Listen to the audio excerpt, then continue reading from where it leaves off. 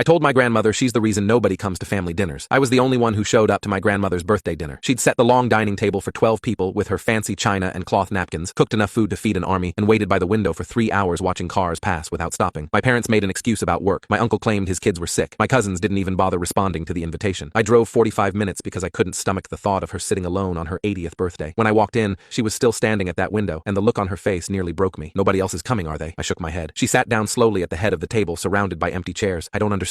I raised this family. I sacrificed everything for them, and they can't even show up for one dinner. She started crying quietly into her napkin. I sat down next to her, and something I'd been holding back for 20 years finally pushed its way to the surface. Grandma, do you remember my 10th birthday? She looked up, confused by the shift. Of course, we had it here. I made your favorite cake. Do you remember what you said to me when I blew out the candles? She shook her head. You told me I was getting chubby, and maybe I should skip the cake this year. In front of all my friends, in front of the whole family. I didn't eat birthday cake again until I was 19. Her face hardened. I was trying to help you. Childhood obesity is a serious problem. You should be thanking me. I nodded slowly. Okay, do you remember what you said to Uncle Ray's wife at their wedding reception? She was quiet. You told her that Ray could have done better, and that her dress made her look like a parade float. She cried in the bathroom for an hour. They almost didn't go on their honeymoon. That woman was too sensitive. I was just being honest. Someone had to tell her. I kept going. Do you remember telling my cousin Jenna that her acne made her look diseased? She was 14. She didn't leave her room for 2 weeks and started a skin-picking habit she still struggles with. My grandmother shifted uncomfortably. Teenagers need to learn that appearance matters in this world. What about when you told Aunt Grace her miscarriage was probably God's way of saying she wasn't ready to be a mother? She stopped coming to family events for 3 years after that. I was offering spiritual comfort. She took it the wrong way. My voice got louder. What about when you announced at Thanksgiving that my father's promotion was probably just affirmative action and he hadn't really earned it? My dad worked 60-hour weeks for that job. He cried in the car on the way home.